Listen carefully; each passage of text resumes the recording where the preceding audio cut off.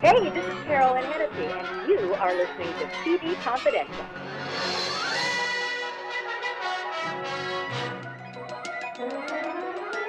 Ed Robertson welcoming you to this week's edition of TV Confidential, radio talk show about television that will welcome back Louise Sorel.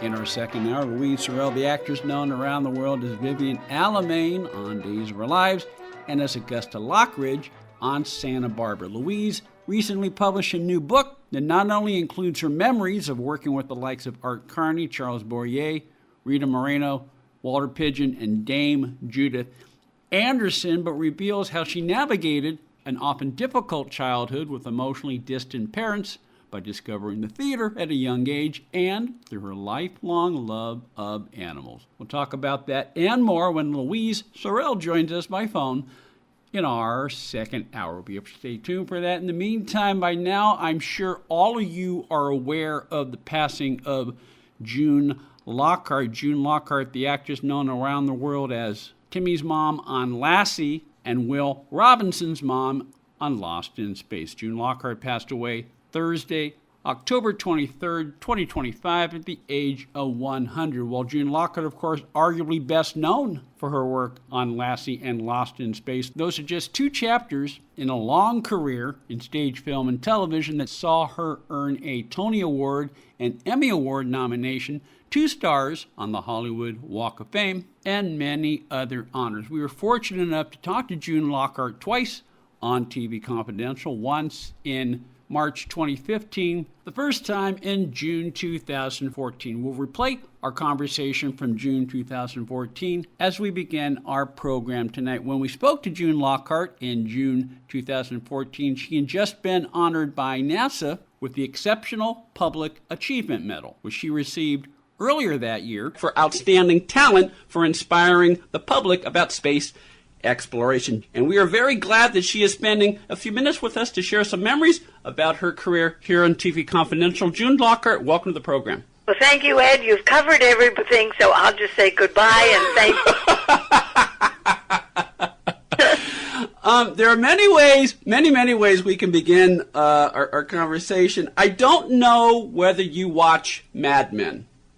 Oh, of course I do. Okay, well, in that case, unless you're still getting caught up with the show, as it happens, we are recording our conversation, folks, just a couple of days after Mad Men's mid-season finale, which was structured around the country's reaction to Neil Armstrong's walking on the moon on July 20th, 1969. Knowing, June, that you have spent half your life as an ambassador from NASA, do you remember what you were doing on the day when Armstrong walked on the moon? Yes, as a matter of fact, I had just flown back from doing Miss Universe in Florida, and I came into my bedroom where all the family was sitting around the TV and stood there and watched as he stepped down.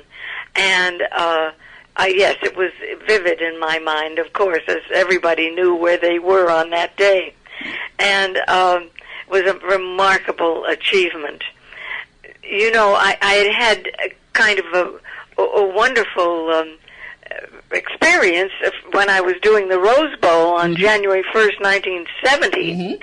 I interviewed Charles Conrad, Dick Gordon, and Alan Bean, who had just returned from the second moonwalk, and they had spent quite a bit of time up on the moon, and so that was 1970. That's when I first began being very much involved with NASA. Okay, you first got involved with NASA in 1970, but your interest in aviation goes much further than that. Oh yes, I was.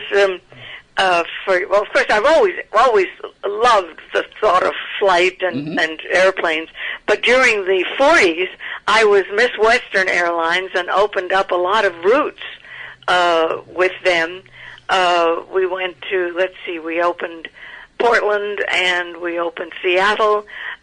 We opened Alaska, and then every time new equipment would be put on with Western Airlines, like when the Convair planes, I don't know if you remember those, when they came into service, they bought a lot of those, and so we went back and did that. And that was all in the mid-40s. I was also the spokesperson for the Air Force Association, because Jimmy Doolittle wanted to keep the Air Force people together following World War II.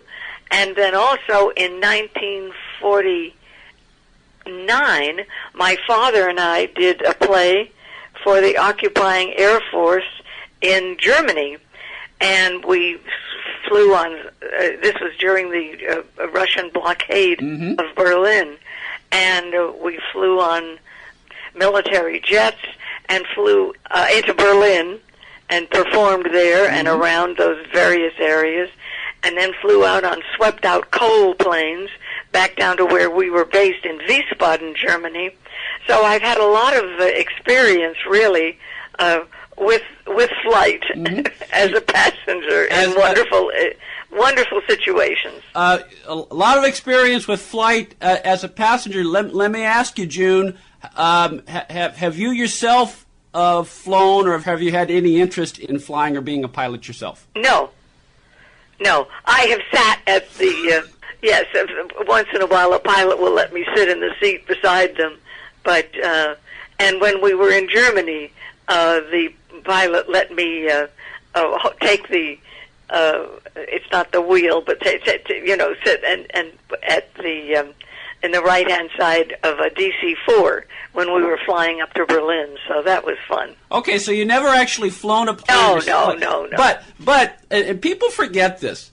Long before Lost in Space became the Jonathan Harris Show, you actually, you were the first woman on the moon, kind of, sort of, because there was in one of the first shows, John Robinson got in trouble, and you had to get out of the spaceship and rescue him yourself. So in that respect, you were a pioneer in that respect.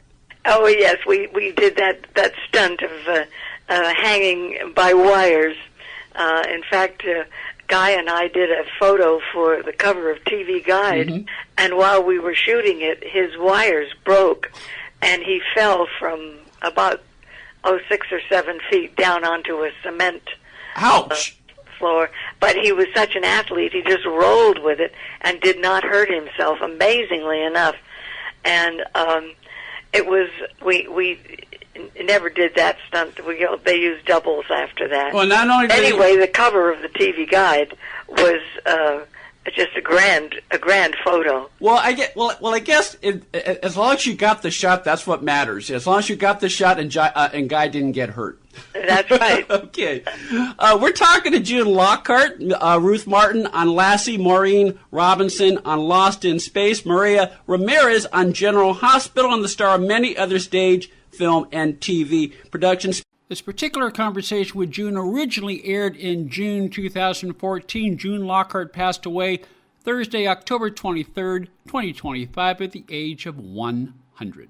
We mentioned 1969 a few minutes ago. Of course, in 1969, you were starring in Petticoat Junction, featuring one of my favorite actors, Edgar Buchanan. I understand Edgar was quite a character. Oh, he was a love, and he would tell you very naughty and suggestive jokes right up until the sticks, right up until the director said action. And so you had to compose your face and get in with the scene. But he was just wonderful to work with and great fun. I loved that show. In fact, I'm enjoying watching it. It's on every morning on MeTV at 6 o'clock. At 6 o'clock. And then on Saturdays, Lassie is on Trinity Broadcasting at 9 o'clock.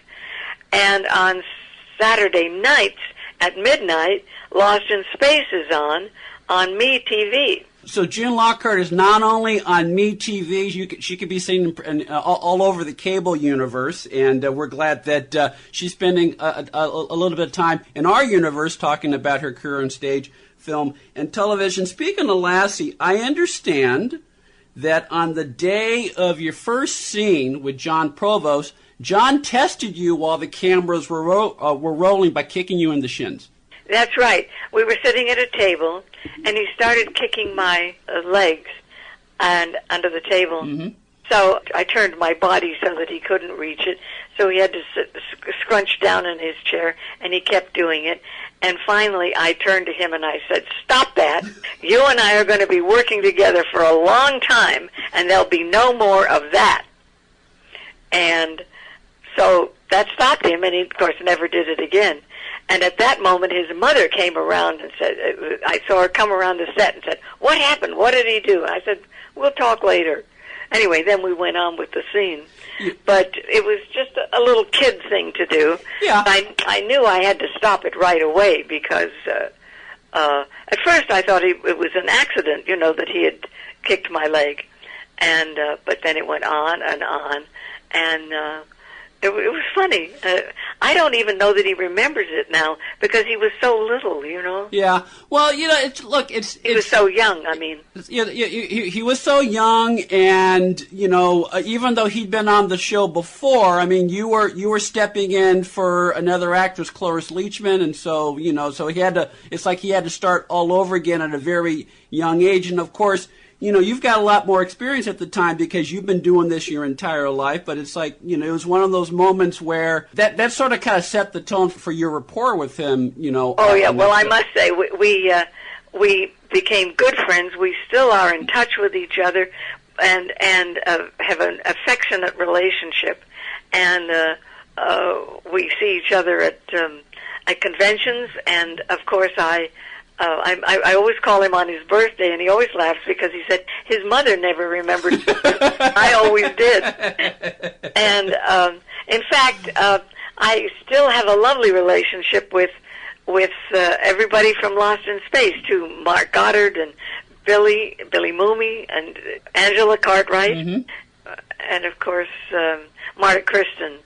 Yeah, and of course one of the fun things about particularly science fiction shows is that there are so many different conventions across the country where it gives you an opportunity to stay in touch with your cast members and like little mini reunions, but also there's a wonderful sense of community in science fiction conventions because you automatically have something in common with 4,000 people. Yes. Well, also it's a niche. It's a special kind of person who has interest in science fiction and space. And of course, I have been so fortunate in having such wonderful relationships with so many astronauts on a personal level. That gives a nice little flavor to it. Yes. Being given this wonderful award by NASA this past year I was astonished, absolutely thrilled, out of my socks, completely. It was unlooked for, unexpected, and I just got the card from them, from Washington, saying that I had been chosen to receive this award, and I kept reading it over and over. I took it I drove with it and kept lifting it up at every red light and reading it again. And, of course, I called immediately and said, "I'll be there in Washington." I said, No, we will bring it to you. We'll present it to you out there, which they did. They presented it at JPL, Jet Propulsion Laboratory. We went there and they presented it to me. Yeah, and it's clear in your voice. It's very gratifying to know that in your own way you helped inspire a lot of other people to pursue careers in space. Yes, well, apparently Lost in Space inspired a lot of astronauts who as little boys watched the show and then and little girls and then knew what they wanted to do when they grew up. Yes, well, they knew what they wanted to do and they knew what they didn't want to do, which is become Dr. Smith. Oh, my goodness, yes. Let's see. Jonathan Harris, I must say, was, I will tell you, frankly, he was the same on as off. Yes, and I understand, and people don't, because he made a career out of that faux British accent. People are surprised that in real life he's from the Bronx. Well, I think it was Brooklyn, wasn't it? That's right, Brooklyn. Yeah, and he was a pharmacist. Yeah.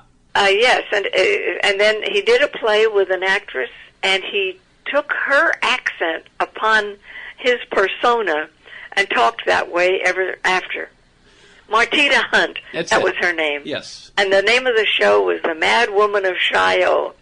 And he just had that phony British accent and used it all the time, on and off. We're talking to June Lockhart, Ruth Martin on Lassie, Maureen Robinson on Lost in Space, Maria Ramirez on General Hospital, and the star of many other stage, screen, and TV productions. This particular conversation with June Lockhart originally aired in June 2014. June Lockhart passed away Thursday, October 23rd, 2025, at the age of 100. Stay with us, folks. We'll be right back. One more item. If you're starting a company, particularly one that is in an emerging market, you know that averting any sort of legal dispute is crucial to your business plan. Our friends at Tectonic Law offer an array of services that can help you avoid and preempt future litigation while also developing and protecting your intellectual property and intangible assets. Tectonic Law serves the needs of a host of emerging industries throughout California and beyond, including industrial designers, beverage makers, artists, farmers, retail stores, health practitioners, wellness experts, cosmetics manufacturers, nonprofit organizations, innovators in sustainable practices, and libraries. Go to tectoniclaw.com to learn more about how Tectonic Law can help your business thrive. tectoniclaw.com. Rock solid representation for groundbreaking industries. This portion of TV Confidential is brought to us by our friends at Front Porch Realty, the community of realtors in the Northern Bay Area of California that is committed to finding the solution that is best for their clients. Whether you're a first-time home buyer or looking to sell or lease your property in Northern California, call Karen Strain at 415-886-7411 or visit frontporchrealtygroup.com for more information on how they can help you. Ed Robertson, thanking you for listening to the TV Confidential podcast. If you like what you hear, please hit the subscribe button so that you won't miss our next episode. Hi, this is Donna Mills. You are listening to TV Confidential. At the time we spoke to June Lockhart in June 2014, she had recently celebrated her 80th anniversary as a professional actress. Some mementos. As a paid professional in this business. Well, that is an important distinction. In fact, I understand you still have one of your first checks. What I have is my first rehearsal call. Okay. And on that it says you will be paid $2.50. And that was at the Metropolitan Opera House. And of course, at $2.50 is more than some of the residuals that we get now from from the shows that I did. Yes, and back then $2.50 was a lot of money. Back in 1933, yes, it was. Yes, it was.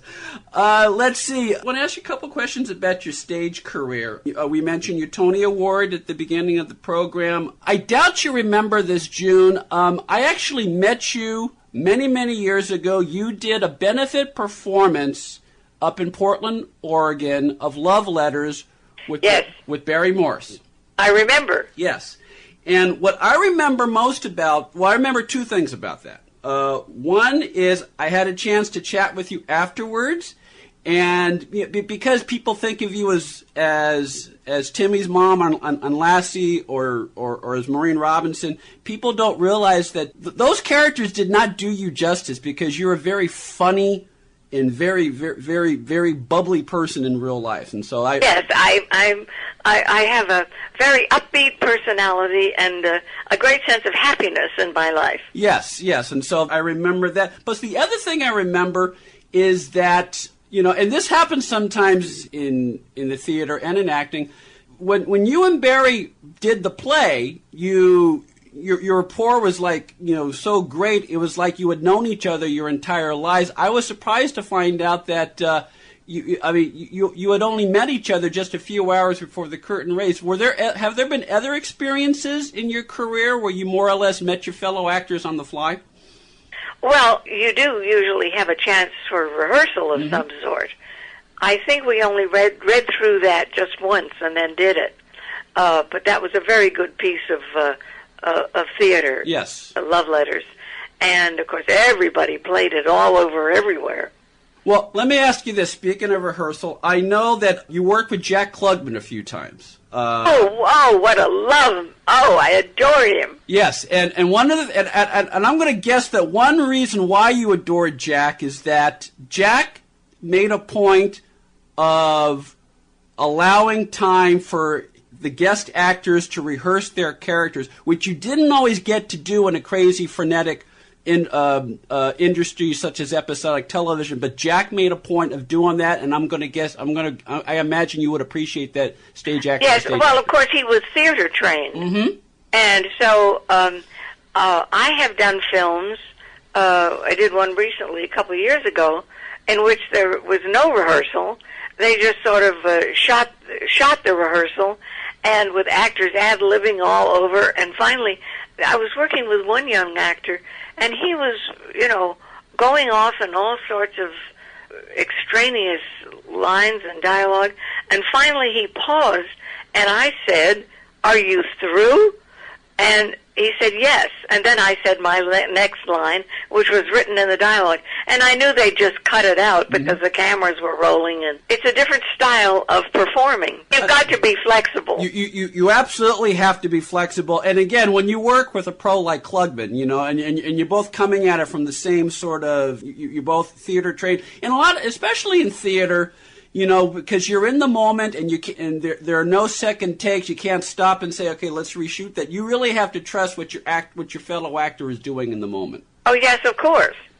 It's good to have had that theater training. Yeah. But it can be quite different now. We'll pick up that thread on the other side of the break. You're listening to an encore presentation of a conversation with June Lockhart that originally aired in June 2014 here on TV Confidential. June Lockhart passed away Thursday, October 23rd, 2025 at the age of 100. We'll play more of our conversation with June after this quick timeout here on TV Confidential.